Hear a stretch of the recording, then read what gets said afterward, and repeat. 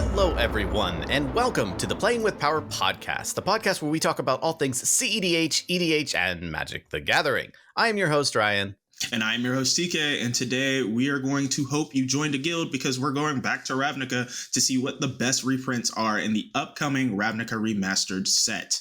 We have a special bundle deal going on through the month of December. For only $30, you can get $50 worth of product. That includes a playmat, sleeves, dice, coins, and tokens. All of the goodies. If you got a nerd at home that you want to give some stuff to for December, for Christmas, for the holidays, go to playingwithpowermtg.com and pre-order yours today. You can also support us on Patreon. Patrons get access to all sorts of things, including Discord, Webcam League, Playdays, early access to videos, names in the credits of our shows, exclusive videos, merchandise, and the ability to be on an episode with us. And there are tiers for everyone. So go to patreon.com/playingwithpowermtg and help support the show. If you're looking to sponsor the podcast, please reach out in the email below. And today's Patreon shout out goes to Isaiah Barber. Shout out to Isaiah. Thank you so much for the support. We love you. Thank you so much. Isaiah, you are amazing. Thank you. But yeah, Ravnica. Yay. Ravnica's been around for a very, very long time. Yeah. So we're going to be talking about Ravnica Remastered today, and specifically the top cEDH reprints from Ravnica Remastered. So for those of you who don't know what Ravnica is, welcome to Magic, because you must be brand new. So I welcome you to this game. Yeah. But basically, Ravnica Remastered is kind of the best of the best, if you will, from all the times that we have visited the Ravnica plane over the years. It's from the 3 Ravnica blocks spanning across 13 sets, which includes things like commander stuff, and it was over the course of 16 years. We originally went with OG Ravnica. This is where they introduced the concept of guilds versus just like 2 color pairings. Whenever somebody says something's Rakdos or Boros or Azorius, that came from Ravnica. That was actually called or coined from the Ravnica, the OG Ravnica block. And just like with the Khans of Tarkir, we didn't actually have a name for the wedges at the time. Things like Sultai and Jeskai and stuff like that. There wasn't actually a name for them. And we had like the pseudo name from the old set called Apocalypse. It was from Invasion Planeship of Apocalypse. It was the Invasion block. The last one was called Apocalypse. And there was things like Necra, Dega, things like that, because they had these like little cards in them that had those shards in them. And they were like Dega Volver and like, I think Necra Volver and stuff like that. And so we kind of had that name for it, but it wasn't until Khans of Tarkir came around that we actually give those those wedges an actual name. And shards came from Shards of Alara, where we actually get those names. Anyway, all that was to say is that the OG Ravnica block is what actually coined the guilds, all of the 10 2-color pairings that are out there. So that also was the birth of the shock lands. Up until that point, fetches were like, whatever. I guess you can get dual lands in type 1.5. Shout out to all you old people out there. But, when Shocklands came around, they were like, holy smokes, we can actually get fetchable lands that are not just these really expensive old lands that are only available in certain things. And so that was a really great thing about Ravnica as well.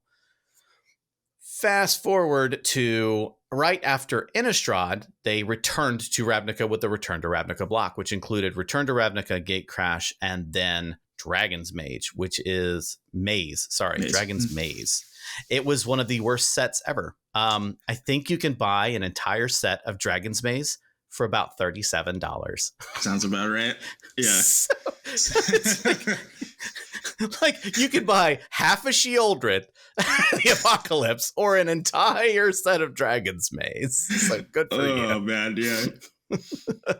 And then finally, we approached the Guilds of Ravnica. So that was Guilds of Ravnica, Ravnica Allegiance, and then technically War of the Spark. It was kind of the culmination of that Nicobolus story arc or whatever like that, which was an amazing set. But those are the 3 times that we've actually visited from a block perspective. And then there was like miscellaneous times when we visited it, like maybe in Commander product and stuff like that. What's your history with Ravnica, TK? I am very close to Ravnica because around the time when the Return to Ravnica block was around, that's when I first started playing, actually, like ever. Oh, cool.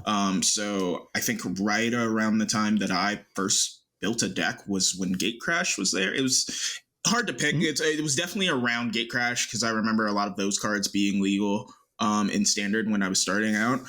So I have a lot of ties to Ravnica. It's always been around since I've been around in the game. And as such, like, there's never been a time where I don't think about it as a plane. I remember when the last block, I think, was out and they had the guild sets, the guild kits that you could go out, and it was just like collections of all of the cards for different guilds that were like the best of the best kind of thing. I bought all of them. I had all of the little guild sets. I had all the little pins. I had a backpack that had all of them on. I was going to class in college with them on, and everybody was like, "What is that?" And I'm like, "I don't know. It's cool.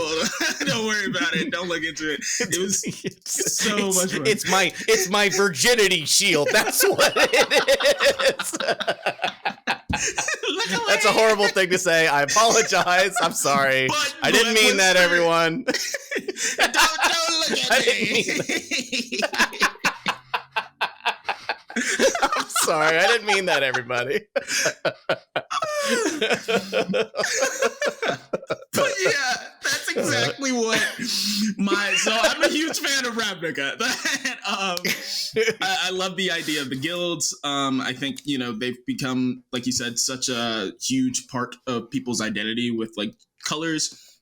And so I am a huge fan of it and have been for a very long time. I remember making kitchen table decks with my friends with certain cards from Rakdos, because I was a really big fan of Rakdos back in the day. With what's the cards? Footlight, Fiend, the one that like dies and you sap your opponent for one, and like Priest of Forgotten Gods, and you're like sacrificing. I was like, oh, this is great. And then I realized people are doing that in Standard anyways with Rakdos Sacrifice. So it was like, oh, okay, I'm just playing the worst version of that. That's fine.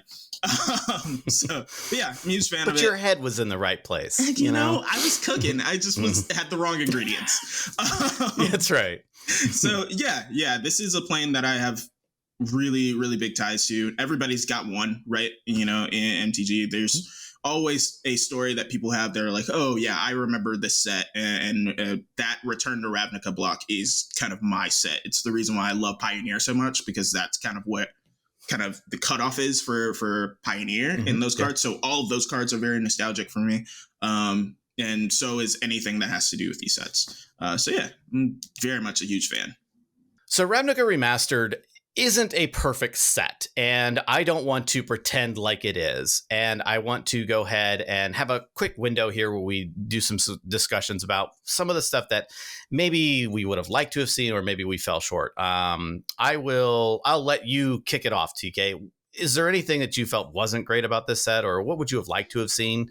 Give me your thoughts. I personally love the remaster sets. I love opportunity for people to get reprints of cards. I think that's very important for a TCG format to be healthy, is that more cards are not more cards, but the cards that are popular are accessible to a grand margin. It allows for more competitive play, I think, because it allows people who maybe don't have the money to play the best decks, but do have the mind to be able to do it. And so for that reason, I love the fact that they're doing this Masters series. The issue that I have is the fact that we have been doing so many of these Masters series to a point where a lot of these cards are being reprinted multiple times. And it's really hard to talk about a reprint set and not talk about the financial implications of these cards and what that means to a player's wallet. And we're talking about cards, that have value. If for a perfect reprint set, you want chase cards that are going to give you the money for the price tag of the set that you're buying, if you're buying boxes or whatever, or packs. But you also want functionality. You want cards that are going to mean something to the player as well. So you want to kind of balance that whole thing for collectors and for players. Overall, and then underneath them, you're balancing them on the side of they're both consumers. So how do we appease them? I think with Ravnica Remastered, and this could be mainly because they've already been doing so many master sets and have reprinted a lot of the money cards from the Ravnica block. But as far as a collector is concerned, there is nothing for me here. I would say I don't. The big money cards here are Cloudstone Curio and Cyclonic Rift, and both of those cards are like around $30. Which great that there's more printings, and from a competitive standpoint, absolutely, I love that. You know, these are cards that see play. I would enjoy having those around, but is it necessary to revolve around a whole set? You know, for those to be the chase cards, does that make me want to go out and buy those cards? Not really. Now, there is the added bonus of the fact that you have the serialized cards here. You know, you can get a serialized Niv Mizzet, serialized, Shocklands, things of that nature that do add value. But the amount of people who are actually going to hit those is so slim. You know, to a regular consumer, is it even worth it then to buy a set if that's what I'm trying to get, if I'm getting the monetary value out of it? Yeah, and I think that just in general, when it comes to the like master class of sets, a lot of these cards are accessible and have already seen it. And so I think that when you're looking back at other cards that could have been in the set, we were talking earlier about why wasn't this here? Why wasn't this here? I do think that they kind of missed the mark on really balancing this for competitive players who are trying to look for something for their decks versus collectors who want to get something out of it. For me, it misses the mark.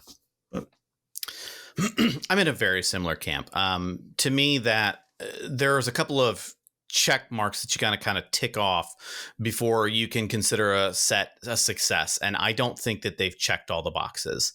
So you want to have flavor wins, so that's a good one. Like Time Spiral Remastered had a bunch of flavor wins, but they weren't just so restricted to just Time Spiral block that they couldn't go outside of it, but they did have a lot of those things in it.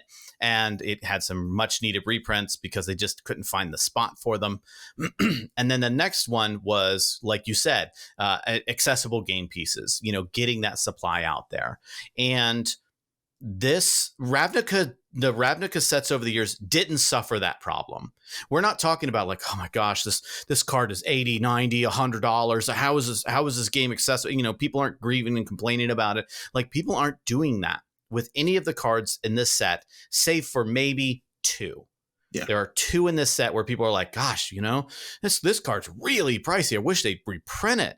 And that's it. Two cards. You can't base an entire set off of two cards. Right. And the final thing is, like you said, just having the additional cards in the pool and stuff like that, and having that more accessible to everybody. These cards weren't pricey. These cards weren't enough of a thing where people were really clamoring for them. If you look at all the blocks and kind of sort by price, if you will, when you go to something like Scryfall, you'll notice that it drops off a cliff real quick after you get after the first 4 or 5 cards. And reprinting the Shocklands, this isn't enough to warrant reprinting the Shocklands. I love that they reprinted the Shocklands and stuff like that, but quite frankly, to have an entire set just to throw the Shocklands in there isn't enough. They're really abusing their reprint equity here. So just kind of as a caveat to what we're talking about, just really quick, there are 2 cards that if you want to look at kind of like the top end of, or I guess maybe 3 cards, but there's 3 cards that you would call the top end of all of Ravnica across all of the years. It's Doubling Season, Cyclonic Rift, and Smothering Tithe. If you wanted to say these are your money cards that everyone's chasing, an argument could be made for something like Finale of Devastation, but these are the ones that are really, really ones that, man, you just can't print enough of them. Doubling Season was reprinted twice in 2023 alone. It was reprinted in Commander Masters, and it was printed into Enchanting Tales, the Wilds of Eldraine, all those special enchantments. It was reprinted twice this year in 2023. And so when Ravnica Remastered comes out, it's going to be reprinted a 3rd time. That's a lot of printings for a card. Smothering Tithe was reprinted into Commander Masters, and it was also printed in Enchanted Tales. It was reprinted into Enchanting Tales and it was reprinted into double masters last year. And it's like, this is a crazy amount of printings of these cards. You're absolutely tanking any what would be value that would make it worth it to buy this sealed product to begin with. For the collector aspect, for the player aspect, for the lore or the Vorthos person who really loves the story and stuff like that, you're really missing a lot of these check marks here. And it really feels like the only thing they're trying to do is sell serialized Shocklands. And that's not great. Shocklands are cool. Serialized Shocklands are cool. But this being the only reason to sell the set, I don't know. So I'm casting a pretty critical eye on this. I'm not saying the entire set is a dud. We're going to be talking here shortly about some of what we think are the top cEDH reprints. And I don't think it's only based on price is why I think a reprint would be considered a top one. But I think they just miss with this one. Not the end of the world, but I just don't think this one's great. Yeah. There's plenty of other sets that are coming out that I'm really excited about. This is just not one, and that sucks because, like I said, I am very much a person who is tied to Ravnica as a whole. It's one of my favorite planes, and I have that kind of nostalgia for it. But I just don't know that this remastered set was warranted. I'm excited for Innistrad. I would hope that they can hit that out of the park when we get to that eventually in 2025. But right now it's not the best. If you're a 60 card player, some of these cards are necessary to have play sets of. So kudos to you guys. But as far as a commander player and or somebody who's looking just for collection's sake, it's not a lot here. All right, so let's go ahead and dive into what our topic is today, besides, of course, Ravnica Remastered, which is what are the top cEDH reprints for this set? We always love it when we get new toys. That's awesome. But we also always love it when we have the current toys that we always love playing with become more accessible. Basically, whenever there's either a really cool new printing, an alternate art, a retro frame, a retro foil, or just basically taking a card that's otherwise really expensive, printing more of it, and just having it be more accessible from a cost perspective as well. And so we're going to dive in today and talk about what our picks are for the top cEDH reprints. Now, a quick caveat to this, these aren't in any particular order. And we're not going to go over 30 of them or anything like that, but we have about 8 to 10 asterisk 8 to 10 that are on here. And you'll see what that asterisk means in just a second, that we think that we are probably in the top. And then we'll go over some other things like some honorable mentions and stuff like that. Yep. Yeah. So do we want to go ahead and talk about what the big caveat is? Let's go ahead and start us off. You're going to kick us off, DK. What do you think is one of the best? We'll start the list with you. What would you like to start with? I think Blood Crypt is single-handedly one of the best cards that is reprinted in this. No, it's all of the Shocklands, right? So number 10 is Blood Crypt. My number 9 is Hallowed Fountain. Your number 8 is Breeding Pool. Oh, man. Yeah, no, the Shocklands, right? It's kind of what they announced this whole set off the back of. It's like, hey, you guys want these really cool flashback centered throwback what is the old border? Thank you. Retro foil? Retro foil. Border. Yeah. Mm-hmm. Shocklands, here they are. And so, if they're announcing it off the back of that, it's kind of what the whole set is kind of resolving around. Yeah, I mean, that's the number one in my book too. It's the Shocklands. Shocklands aren't anything new. There's nothing new to discuss about them. I'm glad that they're in here. I'm glad that they have them in a retro frame. And I also think it's really interesting that they're going to have them serialized. You want to talk about an ultimate bling deck for a Pioneer deck, having 4 serialized, Blood Crypts or something. That would be... I'm not going to lie, that I would be very impressed if I saw that across the Pioneer table. Having number 1, 2, 3, and 4. Oh, shut up. That would be amazing. Oh, God, that'd be great. It would be so cool. I can see. But yeah, the fact that you're going to have, one of the things that we tend not to, we like to really bling are some of the staples that you kind of transcend across all decks. And of course, the things that transcend across all decks are one of 2 main things. Those are your mana rocks and your lands. And the idea that we could possibly get these retro foil and these serialized shock lands is really, really cool. And I think that's a really neat thing overall. Yeah, you need lands to play the game, and these are really good lands for everybody. So, yeah. All right, so that was your number 10 through 1. So I'll go ahead and just cover the rest of the list. You can grab a drink or a snack or something. I'll go through the rest of them. But so one of my picks for this was Blind Obedience. This is one of my picks for a good reprint. So Blind Obedience is a really good stacks piece. And one of the reasons that I like it on here is not because, oh, hey, well, Blind Obedience is at $30. What is it on your list? This list is at price. This is not about price. This is what we think are some of the best cards that are actually for cEDH in this set that could either get a special treatment or have more accessibility. Blind Obedience was not printed into the ground. And, I'm not sure what the price is at the time of this recording, but Blind Obedience is a really good card. The last couple of podcasts, a few podcasts ago, or maybe one podcast ago, we talked about Dauntless Dismantler and how this may or may not be a replacement for Blind Obedience. The thing about Blind Obedience that is a little bit different, that gets a little bit of an edge over Dauntless Dismantler in some decks, is the fact that it's technically a way to kill the table. And that's the extort mechanic. If you have a way to infinite storm, you can extort that spell that you cast to be able to then drain the table. And that's an extra added effect that kind of ekes out some things on Dauntless Dismantler. And just the fact that all your artifacts and creatures your opponents control enter the battlefield tapped can be so crushing to so many things. And I think it's just a really good card. Like I said, I'm not just sorting by price and just picking the top 5, and that's why this is what it is. I think that these are some of the ones that are actually seeing a well enough play to actually warrant their inclusion in this list. So Blind Obedience is going to be my number 1. I think it's a really good one. I always forget about the extort cost or effect rather on Blind Obedience until it's way too late. And then I'm like, oh, now there's nothing I can do about that. Isochron Scepter, be like, okay, now, but what's your out? You're like the card that's already sitting there called Blind Obedience. You're like, oh, no. I played this age. So bad. Yeah. But yeah, it's a really good card. I don't think Dauntless Dismantler even replaces it for that reason. I think it's one of those things I would play both, honestly, if I wanted the effect bad enough. And yeah, I think it's a really good card to pick up.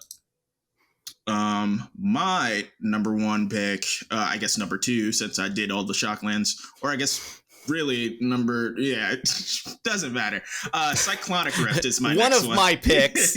One of my picks. Yeah. Cyclonic Rift is one of my next picks. And it's a card that sees a lot of play in cEDH just because of the board wipe material, but you can also use it if you just need something to, get off the board for you to win, like a sax piece with the Baby Rift. So it's got that flexibility. For that reason, it's stayed at above $30 forever. It's had 7 printings since its Return to Ravnica debut. And I still don't think that's enough. I still think this is a card. If I'm playing blue, I'm always putting it in the deck for something, It's one of the really cool ways to do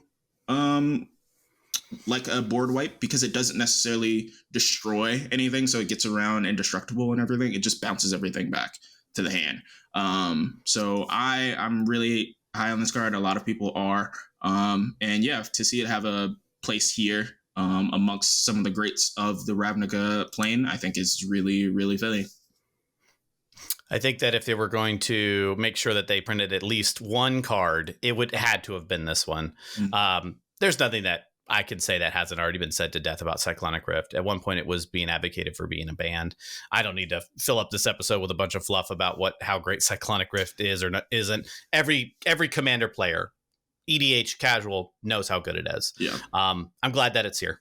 Yeah. All right. My next pick is Lavinia, Azorius Renegade. It is white and blue for a 2/2 legendary human soldier. It says each opponent can't cast non-creature spells with converted mana cost greater than the number of lands that player controls. And whenever an opponent casts a spell, if no mana was spent to cast it, counter that spell. This was originally premiered in Ravnica Allegiance, and this card is fantastic. And those who are in at least those colors, I think, should take heavy consideration into this card. The amount of 0 drops and the amount of free casts that are rampant in this format cannot be understated. Everything from a mana crypt all the way up to a free a pitch cast of Force of Will. Lavinia will stop this. Now, it's a common it used to be a common trap that people would actually try and play this as the commander, and Callahan from the Mind Sculptors championed it for a very, very long time. However, just, as we said in previous episodes, it kind of suffers the Azorius problem where, the ability to close out the game becomes very, very difficult with just having this on the board. But I have seen this in iterations of Blue Farm. I have seen this in other things as well, Esper decks and whatnot. It's just a really, really good way to make sure that if your opponents are tapped out, that you could pretty much go off unimpeded because they can't cast something for free. Also, it slows down something like turboing out an Ad Nauseam by dropping this down on turn 1 or turn 2. Now they need to have 5 lands before they can cast their Ad Naus, or they need to remove this Lavinia. It's a fantastic card. I don't think it sees enough play, and I'm glad to see it here on the list. 100%. I love this card in Sisay specifically. If I don't have anything else to tutor for on that first tutor, I'm always getting this just because it slows the game down so much off of that first ability. I don't know which one is worse, right? Because, yeah, like you said, you are protecting yourself from those free counter spells, your packs, your fierces, stuff like that. They're going to have to pay, full cost on those or just not cast them at all.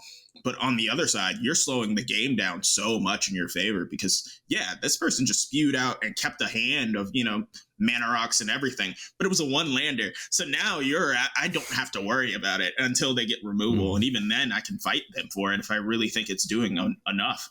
It's really good. I love Lavinia. Yeah. Yeah. It's a great card. And because, think about it.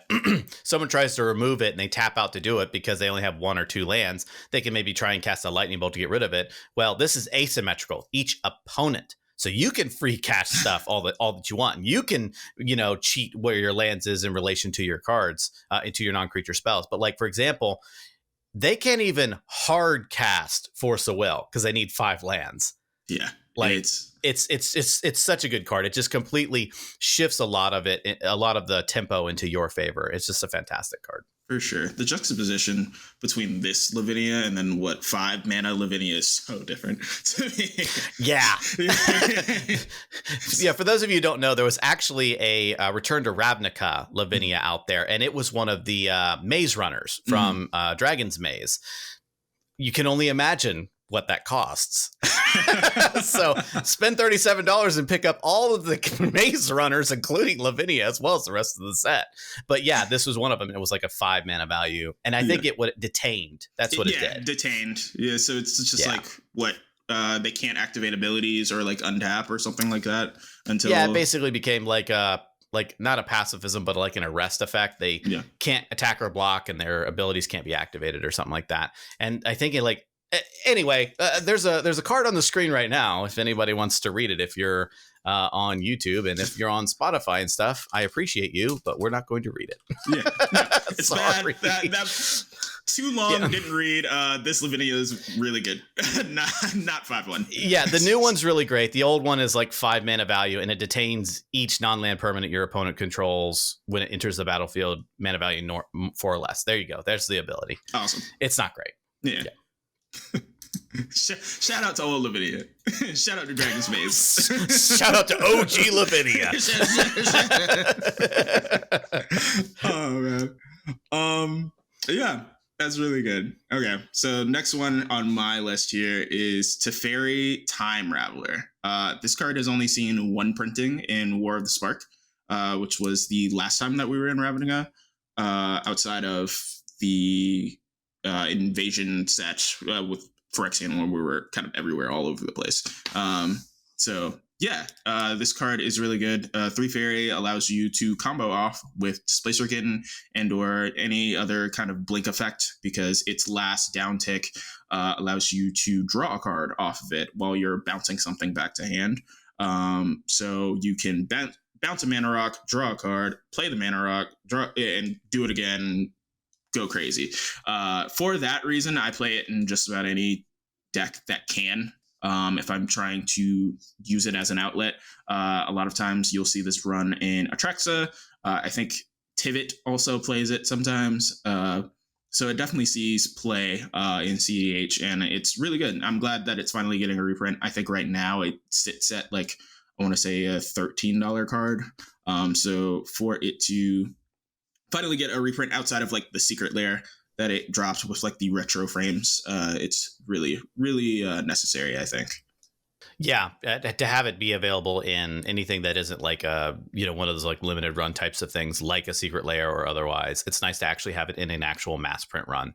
Now, I believe that this Ravnica Remastered set is a limited print run, which means they're only going to kind of do it once and done, just like they did with Time Spiral Remastered. This isn't going to be like print to demand or anything. They're going to print it once, and that's going to be that. Right. But I think that's also, going back to what you said about Teferi Time Raveler, I think this card is slept on a lot in cEDH. I think more people should be running this, kind of like the evaluation of a Lavinia. Teferi is an amazing ability. And when it basically lands, you are either table police for the rest of the rotations, or you are winning right there on the spot. I know that Sisay runs it because it can tutor it up, and you're like always kind of have to be very wary of what the Sisay activation is on 3. When it has 3 power or more. And so you're like, this is a Teferi, this game is over. We need to make sure that we're doing something about this right now with Sisay. But otherwise, I think that not enough people play this Teferi. I think it's very, very valuable. It sees play in a lot of the other formats besides cEDH that it can play. That's why it has the price tag that it does have. Yeah. And I think it's just a really good card. I think it kind of has the Lavinia thing going for it too. Like, you can control the board, you can kind of go off unimpeded. It's a really nice ability. And I'm a fan, and I think more decks should run it. Yeah, absolutely. Being able to both combo off and stop your opponents with its silent effects. I didn't even mention that before because I was so into the combo oriented of it. But yeah, it also does just say your opponents can't cast instant spells, or spells at instant speed rather, which is nuts. It doesn't need to say both for it to be good, and it does. Yep. Now, it doesn't get around the activated ability, so it's not a full Grand Abolisher effect or anything like that, but that doesn't mean it's not good. It's still a fantastic card. It's enough usually, yeah. All right, so my next one on this list is Mayhem Devil. So Mayhem Devil is it's a 1 red and a black. I can't brain right now. Sorry about that. So Mayhem Devil is 1 red and a black for a 3/3 devil. And whenever a player sacrifices a permanent, Mayhem Devil deals 1 damage to any target. So what I love about this one is just how... I don't even know where to start with this one. Basically, what I love is the fact that it can be an outlet for infinite combos for things like your treasures and whatnot, but it also can really, really hurt a player trying to combo off with treasures, or they have to really reevaluate what they're doing with things that they're sacrificing. Quick examples of that would be, I'm going to cast a Dockside and I'm going to create 8 treasures. Okay, well, you're either going to wipe your entire board or you're about to take 8 damage. So you need to really, really be careful in what you're doing. If you're doing a creature-based combo and I have a Mayhem Devil on the battlefield, you are basically not going off. It's just really what it boils down to. Because what you can also do is you can politic the table, get other people to sacrifice other things like their treasures, and then you can pick off and stop the combo from there. And if you have something that has an infinite combo in it, let's say a Kenrith loop with Phantasmal Image, or just Dockside loops with sacrificing treasures to generate mana, Mayhem Devil is the outlet that allows you to basically mow the field and kill your opponents. This has seen 1 printing ever. Never been printed in anywhere else other than War of the Spark. And not secret layers, not anything. This is the only printing. Now, this is only an uncommon. Like I said before, I'm not just sorting by price high and getting, just picking the top cards that are the most expensive, and that's why it's my top reprint. Mayhem Devil is a really good card, and it's nice to see another printing of it. Because like this card feels like it's something that would be on the list, those things that are in set boosters with the little Planeswalker symbol in the corner, but it's never even had that. It's also like at the time of this recording, like approaching a $3 for an uncommon. And So it's nice to actually going to have these be in the cycle again. I mean, that's hardly breaking anyone's bank to have a $3 card, but like it's nice to have more printings of this card. I absolutely love it. I see a lot of players that do these types of things as their outlet. I think Mayhem Devil is great. Yeah. A lot of people don't realize Mayhem Devil is the OG Orcish Bowmasters. Like genuinely, just that effect controls a table when you're around because you don't realize how many times you have to sacrifice a thing in order to, get an effect, whether that be treasures, whether that be your lands, whether that be any kind of artifact. Token artifacts, and there's a ton of them now. It seems like that's really being pushed through the game. Foods, clues, with murders at Markov Manor is going to be a huge. This is really good for any of those centered effects because it just deals damage just across the board. So yeah, I've always loved Mayhem Devil. It's really good in a lot of formats, but specifically in cEDH, it's really good as an outlet, and I enjoy it. I'm really glad that it's finally getting a second printing. Because that one printing has been, while it's not expensive, when cards like this only have one printing, it can be hard to find locally. And I'm always trying to find my, cards from my local game stores first, because I want to, support the places that I hang out the most. And sometimes they just can't get them in because of how, it's only one printing. They have to find them through that set, and it's really hard. So. That's a really good point. And that's something that I maybe more of our listeners realize, or maybe not, but it does lie in this really weird spot where if you have like a rare that's like $3, they'll keep that in a binder. You know what I mean? Yeah. But if you have an uncommon or a common that's $3, it probably didn't start at that. It probably started at 30 cents. And so they threw it into their common uncommon bulk box for that particular set when they opened up a bunch of the cards or the boxes to have product available, for the players. Well, then over time, Mayhem Devil was printed, I believe, in it was 18 or 19 or something like that. And they all got bought up. And it's not like they're going to seek out to, number one, buy new Mayhem Devils. Oh, you have any Mayhem Devils in your trade binder that $3 card? You got any of those? They're not going to trade for those. They're not going to accumulate anymore. So they actually are kind of difficult to find out in the wild if that's what you're looking for. So you're actually relegated to buying them online. And if they're not really expensive, it seems like kind of a rough deal because you're like, oh, no, it's not over $25 or something like that. And so that becomes a big issue. Today's podcast is sponsored by Card Conduit. Do you have extra cards lying around that you don't use? Want to buy or trade for some extra cards but don't know how to maximize the value? Then you should try out Card Conduit. Card Conduit is the best service when it comes to selling your extra cards. Don't waste hours trying to find the best buy list price for your cards online. Simply send them to Card Conduit and let them take care of the rest. I've used Card Conduit multiple times already. I always use them to get the best value of my extra cards. I get fair prices for my cards and they save me tons of time. They have 3 main services.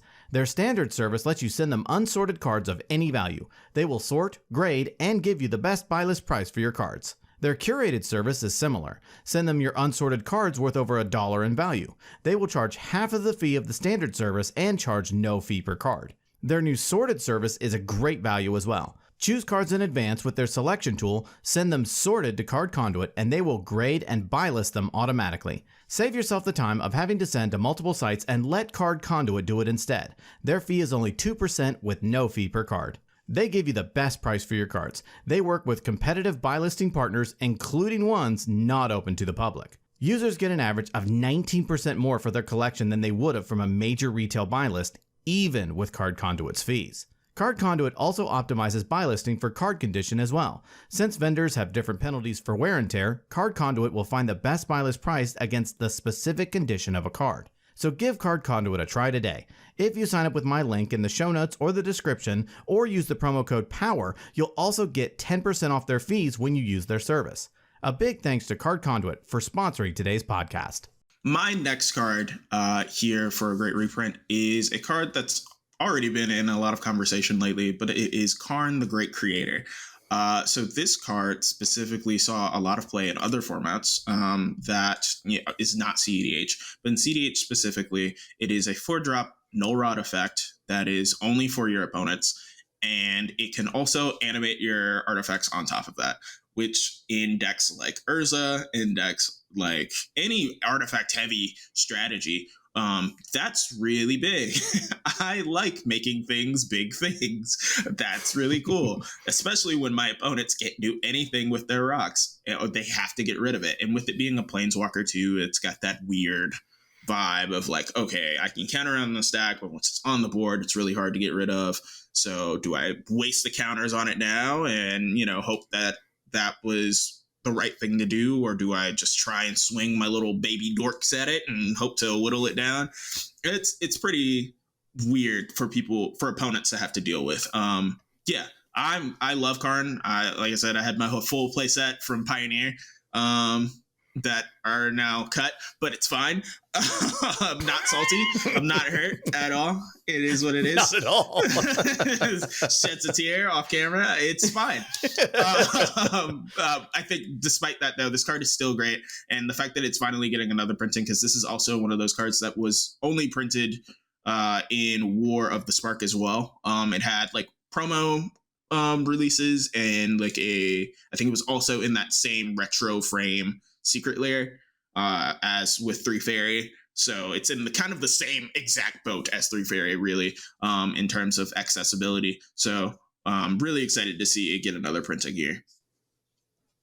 Yeah, I run Karn the Great Creator in Godo Bandit Warlord. It is a fantastic tempo swing. We're talking a lot about that as we're having these conversations tonight about how the Ravnica block really had some just real silver bullet stacks pieces that ended up in the cEDH meta.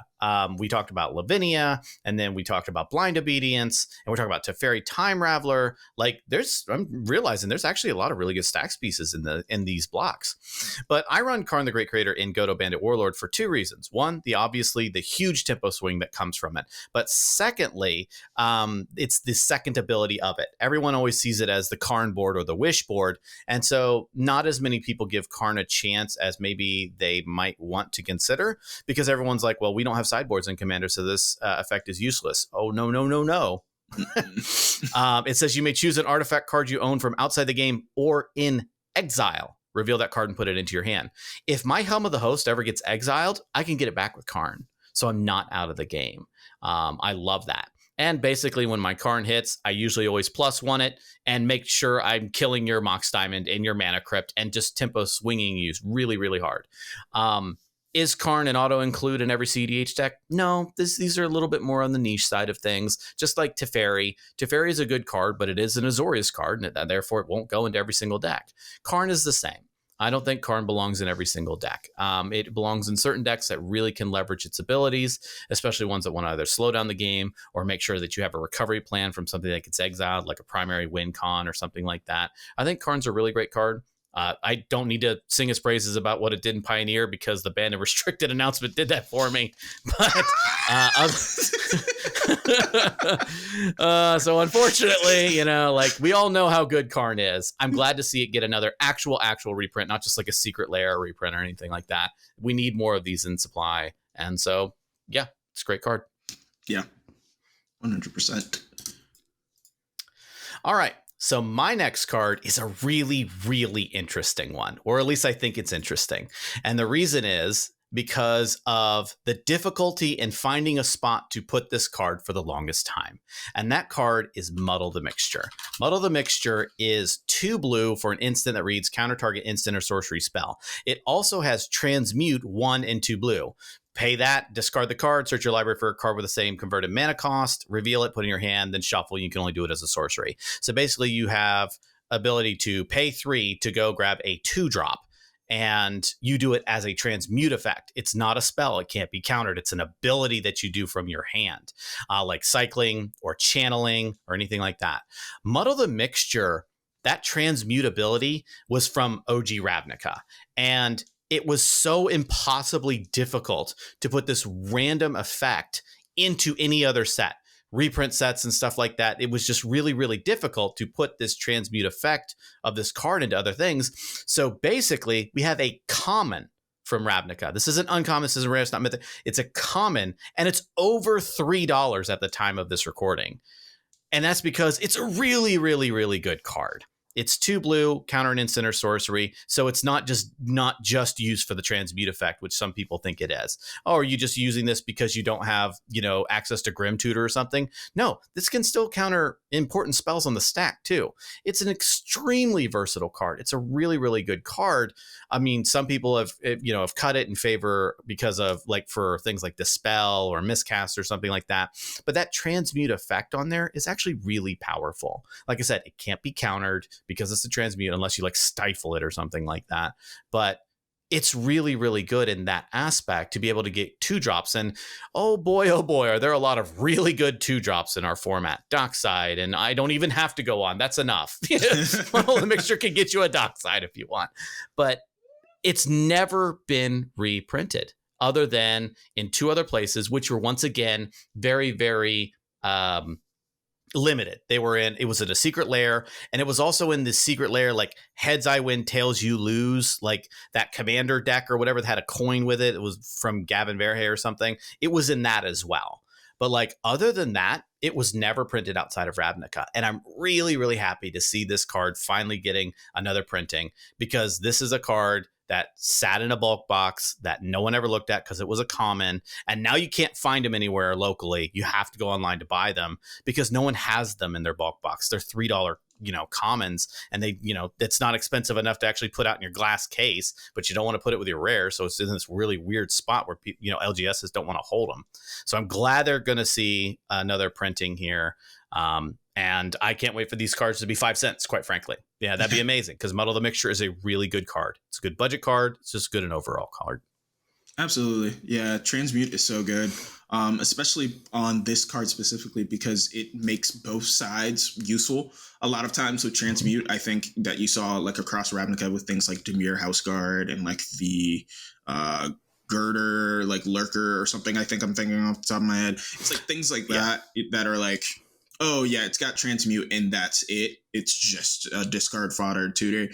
Muddle the Mixture, if you need the counter, it's there. If you already have the line in hand and you don't need the tutor, that's fine. But if I do, there's plenty of times where I've had it in hand. I'm dang, if only I had one more tutor to go get, I don't know, Thassa's Oracle. And then I look and I'm oh, I just win. Great. So I love it so much, and really glad that it's also getting reprinting, because $3 for a common is insane. Yep. And just going back to what I said earlier, I'm not just picking the most expensive cards here. I am really truly excited for Muddle the Mixture. Yeah, 100%. Awesome. Okay, so my next one here is Cloudstone Curio. We were talking about kind of the more expensive cards that are in this set. Cloudstone Curio is absolutely one that comes to mind. It did get a in-universe reprint in the Lord of the Rings set, but I think even that card is still astronomically high for what it's worth.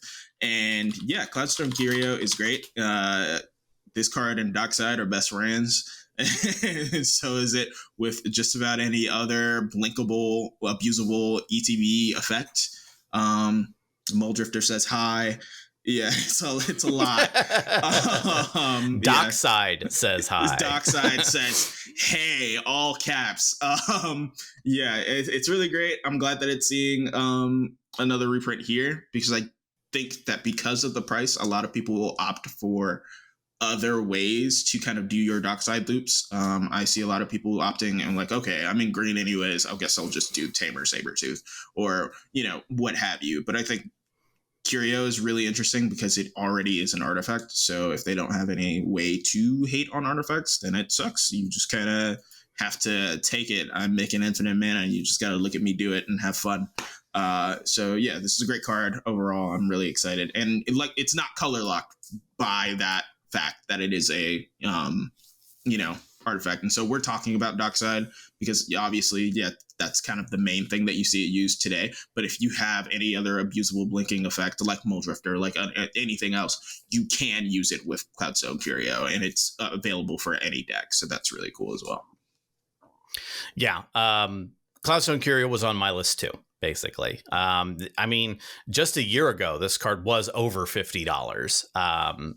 at the time of this recording. And it's basically never seen an actual like meaningful reprint until now. We had Ravnica, and then it was printed as a Kaladesh invention.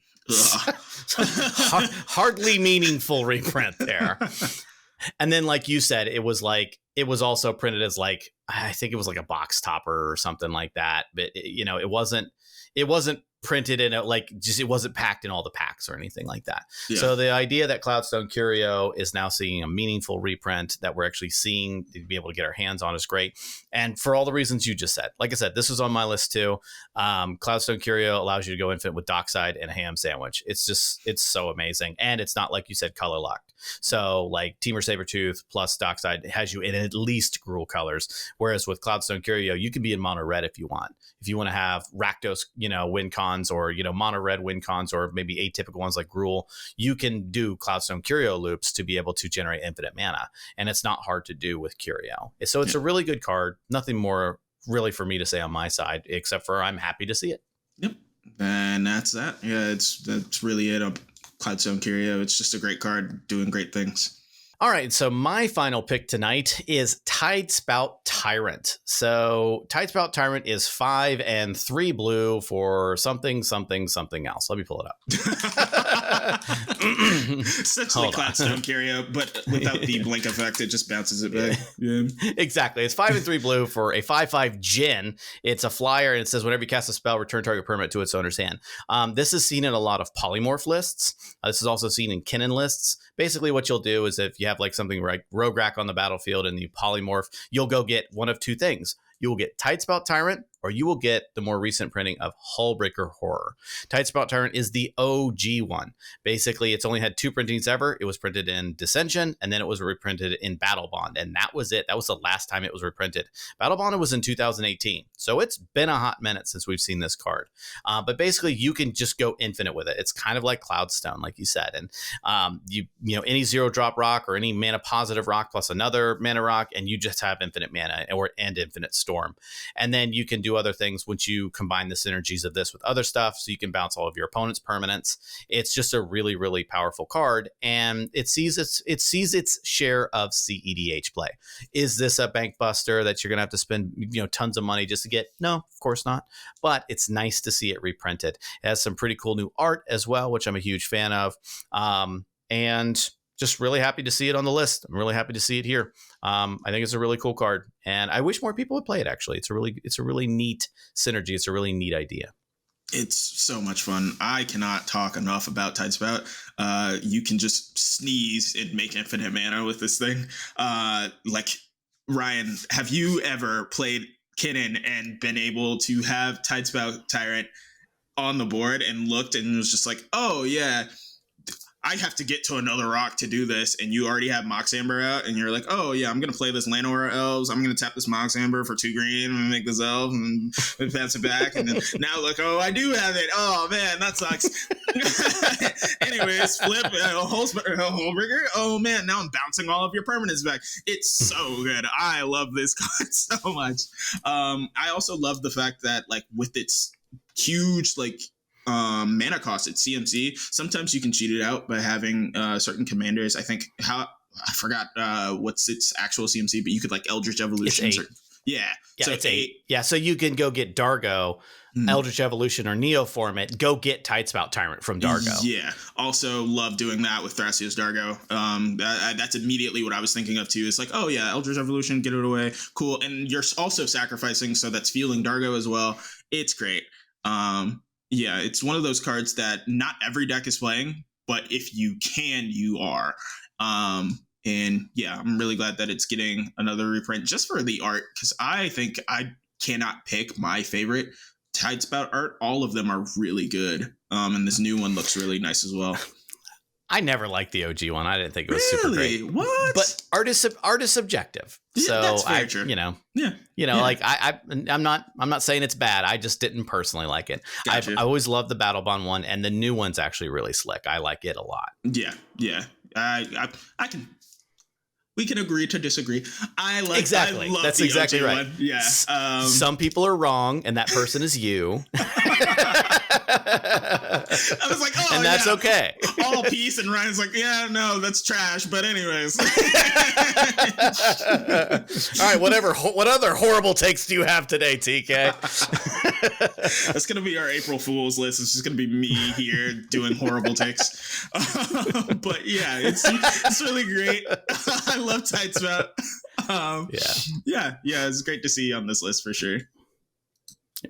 Yeah, I think that's just about most of our list here. This set was not chock full of amazing reprints that we, love to see. Like we talked about at the very beginning of this episode, this set was kind of a miss. When it came to picking out a remastered set, I don't think Ravnica was the right choice. And we won't rehash it all again, but we had things like Cyclonic Rift and Cloudstone Curio on here, and that's nice and stuff, but I was picking, Muddle the Mixture and Mayhem Devil, which I still stand behind that I think are really great reprints. But, we're not like, oh, thank God, this card's now affordable again. It was definitely not for its reprint equity. That is for sure. For sure.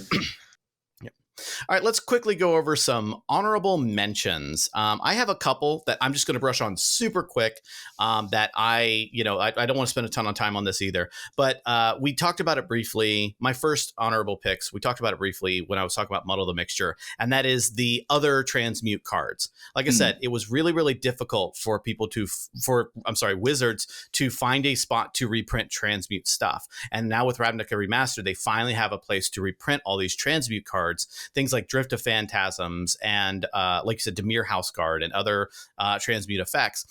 Now we have a place for them. So if you're in budget, commander or anything like that, these cards are actually not that expensive. And now they're about to become dirt cheap. And so now you have these tutor effects that you can use that you can now put into budget lists, whether that be cEDH or commander in general. So I'm a really, really huge fan that they finally were able to find a place to reprint these transmute cards. Any for you? I just realized that I said Lurker when I definitely meant Drift of Phantasms, so that's all that I'm thinking about right now. But you said it, and I was like, "That's the card, yeah, that's the one, yeah." But yeah, no, I really do like the transmute cycle. Dimir House Guard, I love the art on that specifically. Even if I'm not always playing it, it's just kind of so sick. Ravnica has a lot of really good classic art that I'm a fan of as well. I would say any other cards that I would really want to see here. Yeah, any other honorable mentions? I have a couple more. I'll go over them. There's a couple of cards that were in the set that have literally never seen a reprint ever. We talked about one or two of them as we went over this. Like Mayhem Devil has never once seen a reprint, not even in the list, for example. So just a shout out to a couple of those as well. I'm not going to list them all, but I'm just really happy that they're there. Mayhem Devil is one of them. Wild Cantor is another. So one where you pay Hybrid Gruul and you can sack it to add a mana of any color. That sees play in some things. It doesn't see play in a lot of cEDH, but I am happy that it's there. That's a really nice one. And then the last one that I wanted to touch on real quick for my honorable mentions are expensive casual staples. This is for casual commander. This doesn't encompass cEDH. If it's seen in a cEDH deck, it's super niche. It's one out of 200 decks maybe runs these. But Lord of the Void, Utvara Hellkite, Crypt Gas, these cards, they were starting to climb in price. They were getting to be $10, $20 and stuff like that. And it's nice to see those actually get a little bit more availability and have those jump, fall in price for a little bit. Fall in price a little bit. So it was nice to see that too. It doesn't cover or encompass cEDH, but it's nice to have those reprinted. Yeah, 100%. Ufarasis, I guess, play in, I guess, if you're doing budget Magna builds and stuff like that. There's some niche places. Yeah. Sure. Okay. That's nice. I was trying to think. I was like, oh man, maybe I like dragons. Lord of the Void is played in some Kalia lists, so the cEDH card. You didn't know? You didn't see Uvara on the cEDH staples list? It's literally, my bad. I must have overlooked it. It was right next to the dock side, number 40. Literally 40. I was just like, duh. Oh man. Yeah, no, those are all good picks for sure. Yeah, like I said, the set, while maybe being a miss on some of the money things that people are looking for, it's got some good stuff in it. It's not all bad for sure. Yeah. All right, we are going to do one last thing, and that is something, maybe 1, 2, or 3 things that we wished were in here. Like, did we wish was in there? Yeah. And we'll start with you. Is there a card that you wish was in the Ravnica Remastered set that isn't in the Ravnica Remastered set? I think Ravnica, just as a plan as a whole, is very accessible. So when I think of like what I want in the reprint set, it's stuff like, I don't know, like I am praying to the gods that we get a what is the card? The one that exiles the whole stack, Mindbreak Trap. I really want a Mindbreak Trap reprint at some point. That is not for this set. I'm just saying, like, those are the kind of things that I'm looking for when I'm looking for a reprint set, and Ravnica just doesn't have a lot of that. But if I had to pick one thing, it would be probably Bolas's Citadel. It's not in the set. That's a War of the Spark card that sees... But that's from Ravnica. Yeah. That's from Ravnica. Yeah. That sees a lot of play, and is, I think, sitting right now at like just around $10 consistently. Like yeah, and with only one printing too, you're not going to find it too often locally. It's got a bunch of those, like, once again, those limited prints, like the secret layer drops and stuff. But like, other than an actual print run, no. Yeah, absolutely. So that's a card I definitely would have thought would have been here, with the other lingering one print cards. So yeah. The only one I really have is like a wish board thing. Like, I wish it was in there, is Mnemonic Betrayal. That's the only one for me. It was a 50-cent rare, and then cEDH picked it up, and now it's like climbing to $6, $7, $8 now. Yeah. It's a really, really good card, as I have to explain to nobody who's ever cast and resolved it. I would have liked to have seen that. The art on it is breathtaking. Art is subjective, I know. But to see like a retro treatment of that, plus it's just a really, really good effect. This is literally also never gotten a single reprint, not in Secret Layers, not in the list, nowhere. This has never seen a reprint, and I would have loved to have seen Mnemonic Betrayal in this list. Absolutely. Totally forgot Meme Bet was also Ravnica as well. It's so many sets. It's hard to like keep track of like what is and isn't. Yeah. Yeah, because like we said earlier, it's, 13 sets is what this spans over the course of 16 years. Obviously some things are going to fall through the cracks. Yeah. 100%. I have one last one that I'm super happy that I did get to see, that I didn't put in the honorable mentions, and I should have. And that is, in this set, we are finally getting the 6/6 Flying Dragon token that comes from Utvara Hellkite. We are getting the token again, ladies and gentlemen. The Utvara Hellkite tokens are like $6, $7. They're expensive for a token. Those things that you literally throw away along with the whatever other garbage is in your packs when you open them. The 6/6 Flying Dragon that you make with Utvara Hellkite is like a $6 token. And so it's not going to be that anymore. It's fine. We're going to have these with that dragon tokens being reprinted. So that really caps off how we feel about this set when I'm really clamoring about the tokens that are being reprinted in it. It's good though, because Utvara Hellkite absolutely being the cEDH staple that it is, it's really great that you do finally get this token also accessible. So exactly. Really it's up there with, Fable of the Mirror Breakers token and, those types of tokens, since it's such a cEDH staple. This set wasn't very good. I'm sorry, folks. I'm sorry.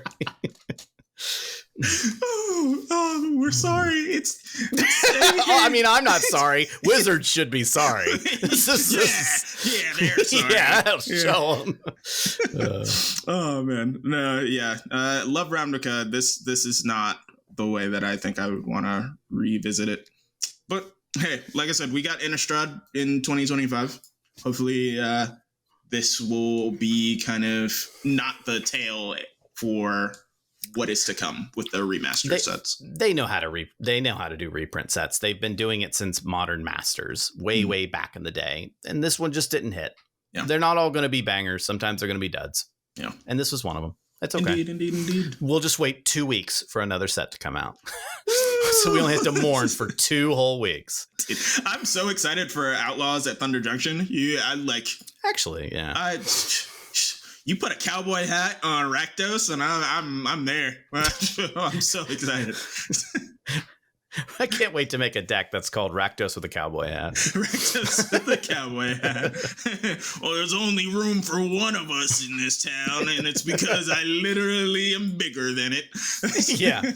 There's only room for one of us in this hellish pit of lava that we call our home, and that person's me. It's me. But yeah, to the listeners, we have a question for you, and that is, what were your favorite reprints from Ravnica Remastered? Were there any that we left out? Please let us know in the comments down below. And yeah, make sure to give us a review on Spotify, Apple Podcasts, or your favorite podcast aggregator. You'd be surprised at how much it helps. You can find us on Twitter, Facebook, TikTok, Instagram, and more. All of the links are in the episode notes below. And yeah, that wraps it up for this episode of the podcast. Tune in next time when we talk more about our favorite format and our favorite game, Magic the Gathering. Thank you so much for watching and listening, and we will see you next time.